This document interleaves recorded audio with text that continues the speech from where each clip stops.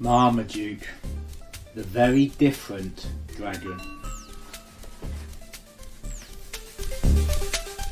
Marmaduke was different.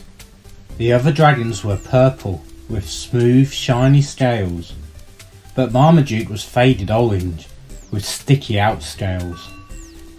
The other dragons had tiny neat ears, but Marmaduke's ears, well, they were enormous. And while the other dragons loved to fly, Marmaduke didn't. His wings were different. They were unusual, and because he didn't want anyone to see them, he never flew. Marmaduke had always wanted to protect a princess, but he'd never had the chance. One day he asked the other dragons for help. "You?" they laughed. "Protect a princess? Marmaduke, you don't even fly. Princesses need dragons like us, not you." Marmaduke wandered sadly through the woods when, suddenly, he spotted a tower with a beautiful princess leaning out of the highest window, and no dragon protecting her. "This is my chance," thought Marmaduke. Trembling, he called, "Excuse me, I don't suppose... I was wondering, could I be your dragon?" The princess looked down. "You're not really a proper dragon, are you?" she sniffed. "You're not even the right colour. My daddy's getting a real dragon to keep me safe." Poor Marmaduke, he turned and ran as fast as he could, all the way to his cave, where he curled up on his bed. "I don't like being different," he sighed as a tear rolled down his cheek. But a long way away, someone else was being different too. Princess Meg. The other princesses were quiet, with pretty dresses and neat hair.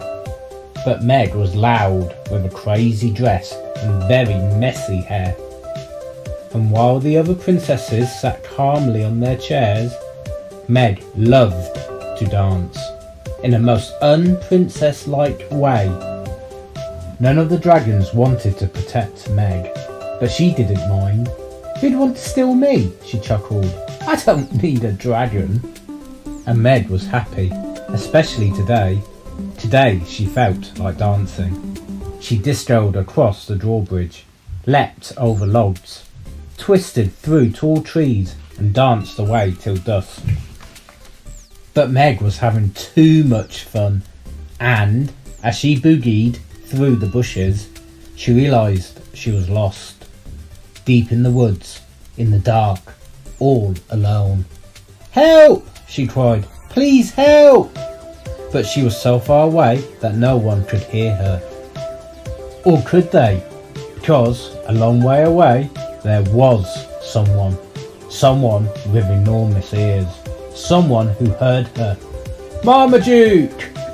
He leapt out of his cave and galloped through the trees, dashed across the rocks and hurtled around the bushes.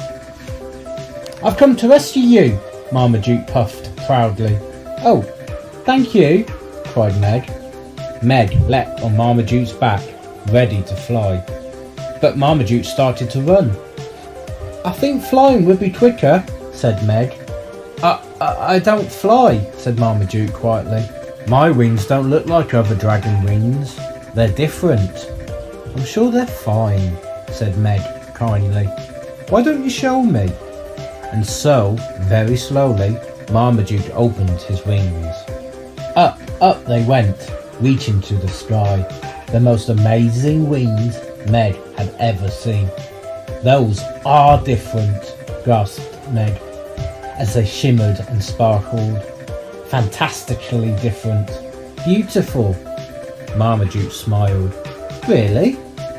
"Really," shouted Meg. "Let's go." And up they soared. As they reached Meg's tower, Marmaduke took a deep breath.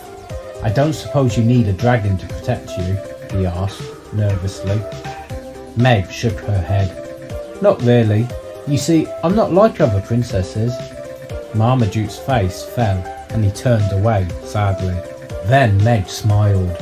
"I would like a friend though," she said. "A wonderfully different friend. A friend just like you." Marmaduke and Meg were different. Fantastically, brilliantly, happily different together.